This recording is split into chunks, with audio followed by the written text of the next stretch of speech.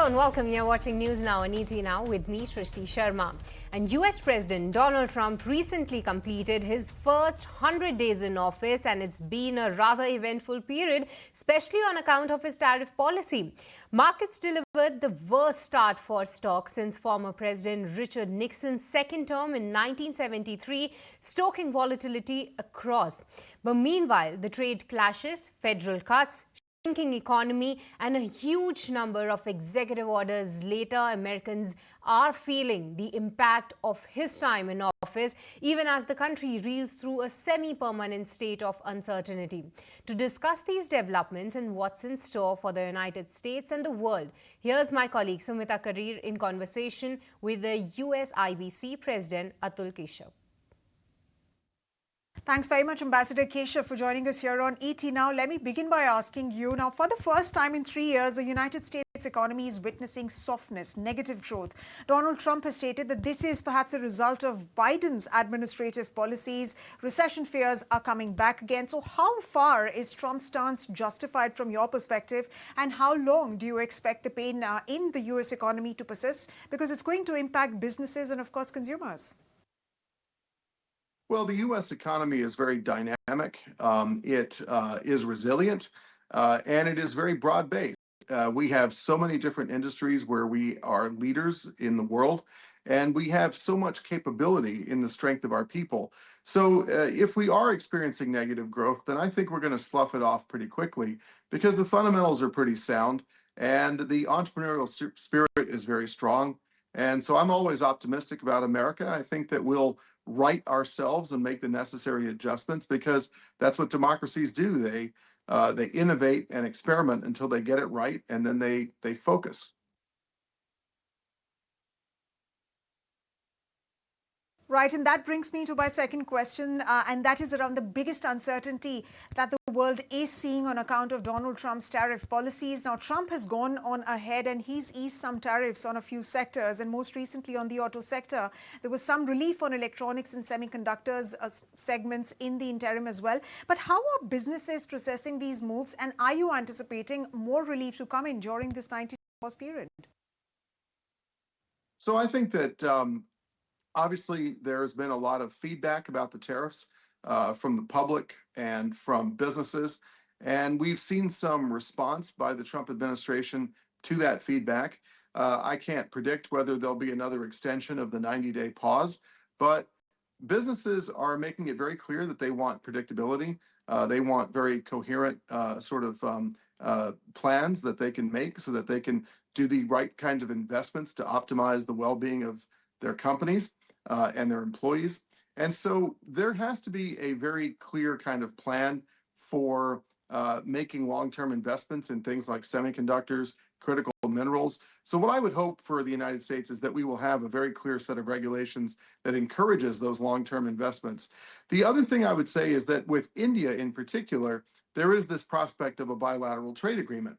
I'm very optimistic about that. I think that that is going to create a very framework by which American companies investing in India and Indian companies investing in America can actually have a very clear signal from both governments about the areas that are important, the areas that are encouraged, and will give them a good ability to make long-term investments in each other's countries that will be good for our prosperity and good for strengthening our supply chains. So my big focus, and that of US IBC and our member companies, is on the bilateral trade agreement, where we wish both India and the United States every success, and we are encouraging ambition in that trade agreement. Right, and consumer sentiment also, Ambassador, has declined consecutively over the past few months as fears of inflation build up. So as somebody who represents several businesses and who's working with several businesses, how soon do you hope for an improvement on that front coming in? Well, this is where the US and India, I think, have an opportunity as the two largest democracies on earth and two of the largest economies on earth to send a very clear signal of strength and continuity between the two of them that is going to help not only America and India, but the entire world. If we are able to ink and finalize a bilateral trade agreement, it will then help encourage Japan, the EU, Mexico, Canada, other like-minded democracies to ink similar agreements that will very greatly help stabilize the markets, boost investor sentiment, and help curb inflation. So the US and India really are in the pole position on getting one of these agreements done. I wish both governments and both sets of negotiators every success. I think that the degree of confidence and trust between Washington and New Delhi is absolutely a reflection of the trust and respect that President Trump and Prime Minister Modi have for one another. And if we get this agreement done, it's going to send a very positive signal to the markets and will help address the consumer concerns and the inflation concerns people have. All right, so still some hope there. But let me also ask you about the China question. Now, Donald Trump has softened his stance on China in recent times with regards to tariffs. And China also reportedly is looking at easing off some pressure. So in light of those developments, I have two questions here. Number one, how are US-China ties expected to pan out? What kind of a truce do you expect between both sides to come about? And secondly, how bullish are you about the China Plus One opportunity that might work for Indian businesses? Well, this is where there is an enormous opportunity for India. You know, we have said as a people and a government, I don't speak for the government, but I've seen their joint statement, that the United States and the people of America trust India.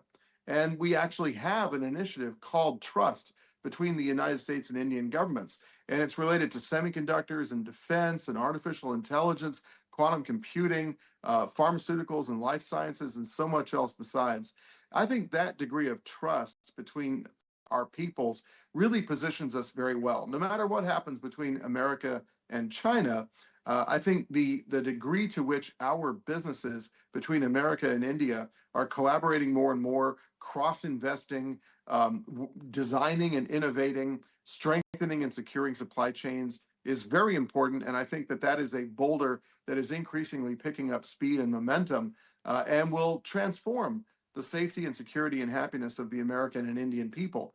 You know, the other day I bought my little daughter an iPhone, and I can't tell you how pleased I was as an Indian American to unwrap that phone and see that it said designed in California by Apple and manufactured in India.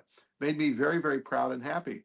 So if that happens more and more in pharmaceuticals, in defense production, in electronics, in semiconductors, and in other essential and critically strategic areas, then it's for the peace and well-being and happiness of the American and Indian people, but frankly, for people all over the world. We've learned our lessons from the pandemic. We trust one another, and we can get a lot done together if our governments create the right framework and send the right signal to the investor communities. All right, so that's going to be a great one, provided businesses are able to capitalize on that opportunity. But let me also ask you about another policy move the Donald Trump administration has taken up, and that's been about deportations. Donald Trump was always very vocal about deporting and placing stricter regulations on border crossings, even when he was campaigning to become president. And now data is also suggesting that border crossings have reduced. So going forward, can we expect policy around deportation to get even more aggressive, given the deportations, like I said, has been Donald Trump's stance? He's been very firm on this policy ever since he was campaigning. Well, first of all, I think you would agree with me that controlling borders and ensuring lawful crossings of those borders is an essential feature of any sovereign state. India, America, other free countries all want to ensure they have safe, secure borders. It is important that we ensure that it is only legal transfers that happen over our border. We've had far too much illegal crossings of our border. It has exposed us to all kinds of threats.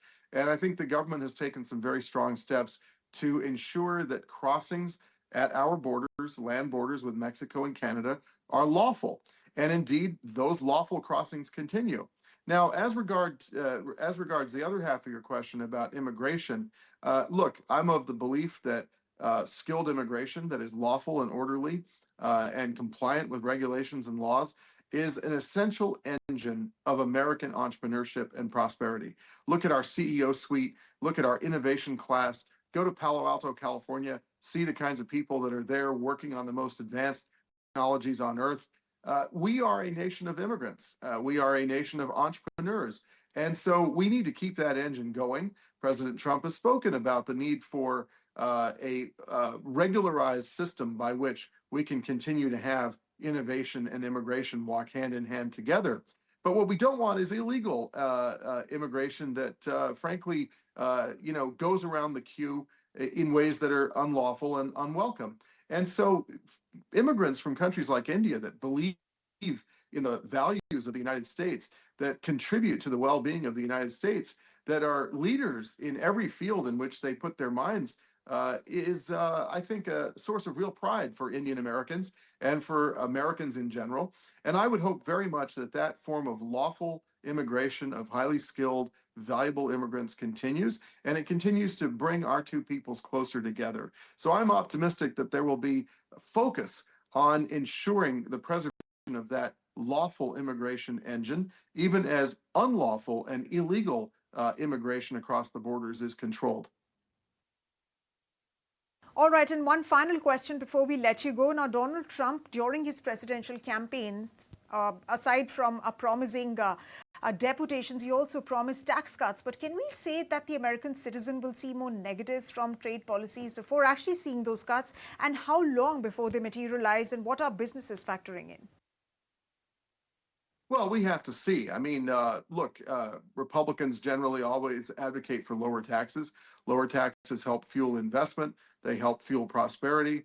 Obviously, the government has to cover its debts and pay its interest on debts that are already due.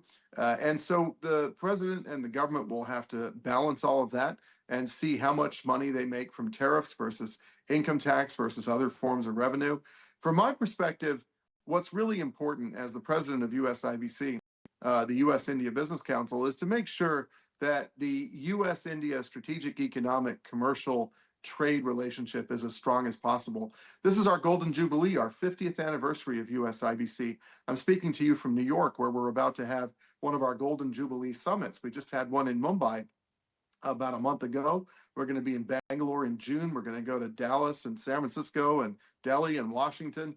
And so for me, the real focus is ensuring that there is a coherent and clear signal from both governments about strategic convergence, economic convergence, financial and trade convergence between the US and India, and also technological convergence. If we've got that, it will send a very strong signal and I think really position India and America well to face any challenge across the 21st century. We're Quad partners. We're partners in the Middle East, Africa, Indo-Pacific, Latin America. There's no limit to what the U.S. and India can achieve together. We're partners in outer space. We're partners in so many domains of research and technology. So if we get the macro conditions right, I think the U.S. and India are going to enjoy a very good century together. All right, moving on.